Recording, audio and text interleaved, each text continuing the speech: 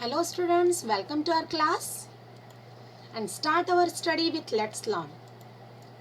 In our previous chapter we studied the magnetic field produced by the current through the straight conducting wire, that is a straight line. In this chapter, in this lecture, we will study the magnetic field produced by the current through the circular loop of the conducting wire. The conducting wire is in shape of loop. So in our previous experiment we saw when we keep the magnetic needle near the straight wire, then flow the current in the through the straight line wire, straight wire, then the magnetic needle deflects. But in this case, just see this experiment. This is a loop. This is a circular loop of the conducting wire and we arrange in the cardboard or a plastic sheet. When we flow the current through this conducting wire, through this circular loop, then the magnetic, and here the iron filings spread in the sheet and around this loop. When currents flow, then we can see in this picture the iron filings arrange themselves in a circular manner, that is in the direction of the magnetic field. So just see this diagram. This is our conducting wire.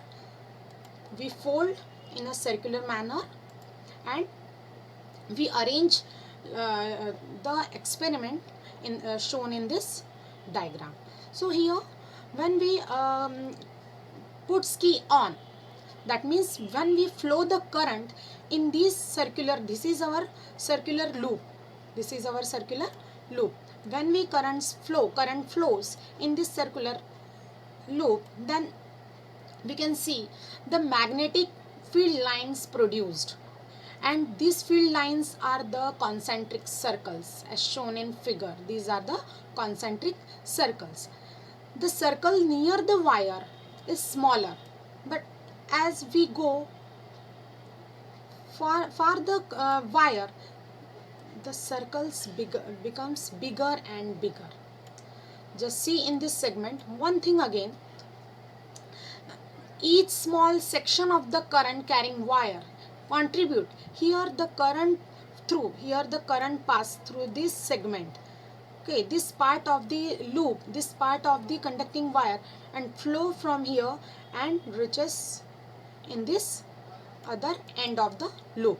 So the field produced by the electric current flowing through the circular coil of the wire, and each small section, this is our first section and this is our second section. So each small section of the current carrying wire contribute the magnetic field lines. You can see just the first section here. These all the magnetic lines follow the right hand thumb rule as we studied in the previous lecture.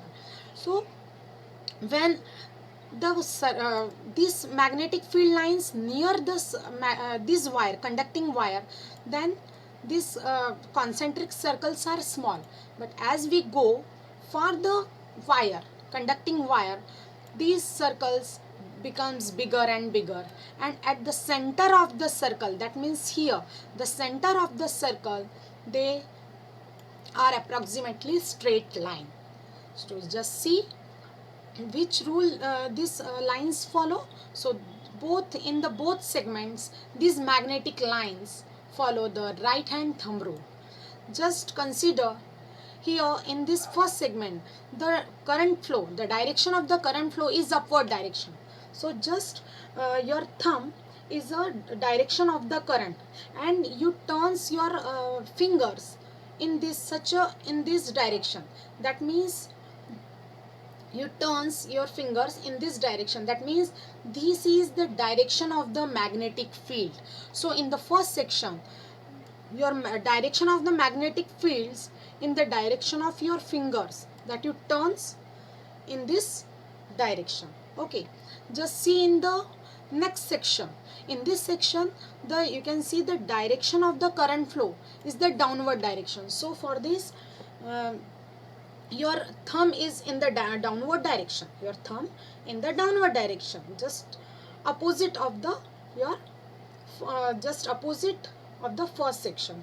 Your thumb is in the downward direction and your fingers turns in this direction. So here, if the current flow, the direction of the current flow is the downward direction, then the magnetic fields turns like in the direction of your finger, like this. So in the second section, the direction of the current lines, magnetic lines, direction of the magnetic field lines are same as the direction of your fingers turns. Okay, so in this case you can see, if the current flow in the this clockwise direction, this is clockwise direction, your direction of the current flow is this, your current flow from this end to this end, that means in the clockwise direction. So in this case, the direction of your magnetic field lines, they goes, just consider this is your face, just consider this circle is your face, then and the direction of the circle is a clockwise, then the magnetic field lines enters to the face, enters to the towards the face. So in this case, this face is a south pole. How can we define, how can we decide whether it is north pole or south pole? Just consider this is a as a disc, as our coin has the two parts, head and tail. Okay, so in the bar magnet we know the one side of the bar magnet is a north pole and other side of the bar magnet is a south pole. But in this disc case, in the form of the disc, this circular conducting wire, this circle works as a disc, and one face of the disc is a south pole and one other face of the disc as works as a north pole. So whether we can decide this is a north pole, how we can decide whether it is a north pole or south pole? So just see, just listen carefully. If the direction of the current in the clockwise direction, then this face is a south pole. Just see in the next picture. Here in this first figure, in this figure, when the direct current flow in this direction, that means this is a clockwise direction. In this case, the magnetic field lines enters towards the face. Just consider this circle is your face, this is a face, and in this face, the magnetic field line, the direction of the magnetic field lines is the towards the face. So this is the south pole. And let's see in the other picture. Here the current flow in this direction, because we changed the battery here. This is a plus terminal and this is a second terminal. So the direction of the current is like this. That means this is a counterclockwise, anti-clockwise. And here the direction of the magnetic field lines goes outside from the face. Outside from the face. So this is your north pole. Understand? Again I repeat it. When the current flow in the clockwise direction, so this is your south pole.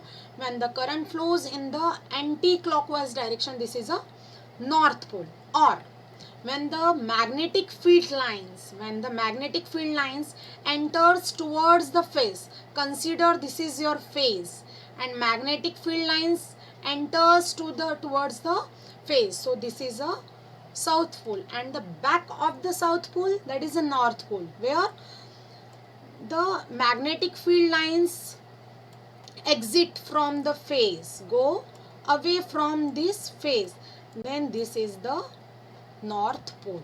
Understood? For better understanding, let's see this picture. This is a south pole. Okay, this is a south pole. S for south. Here the current flow, is like this.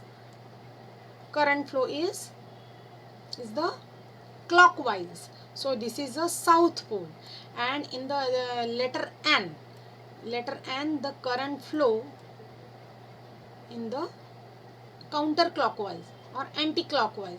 So this is our north pole. Understood, student? So I hope you understood. The next, the factors on which the magnetic field depends on. Which factors on which the magnetic field is depend on? So number one is a amount of the current flowing through the wire. If the amount of the current flowing wire is much greater than, then the magnetic field will increase in this case. When we increase the current flow, then the magnetic field will increase. The intensity of the magnetic field will increase. Okay, if we decrease the current flow, then the intensity of the magnetic field will decrease, or magnetic field lines rarefied. Then second factor is the distance or radius. If we increase the radius from the wire, just observe this picture here. If the radius is greater than, as the magnetic field lines go far away from the this conducting wire, that means that if radius is greater than, then the intensity of the magnetic field is less. If the first concentric circle, here the radius is less than the other circle, so in this case, the first circle, the intensity of the magnetic field is very high. Understand? So our second point is the distance. If the distance vary, if the distance increase from the wire, then the intensity of the magnetic field will decrease. Okay, so distance is increase, magnetic field is decrease. It's a opposite. Okay, or we can say distance is inversely proportional to the magnetic field. Understand? The next, number of loops in a circle, in a circular wire. If we increase the number of loops means, just see our first picture.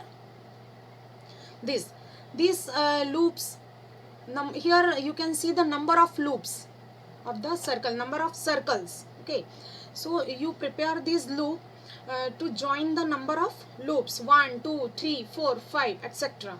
So if the number of loops is increased, then the intensity of the magnetic field will increase, because the magnetic field is directly proportional to the number of. If we increase the number of loops 3 times, then the magnetic field increase 3 times. Understand? So these are the factors of the magnetic field produced at the center of the current carrying the circular wire depends on.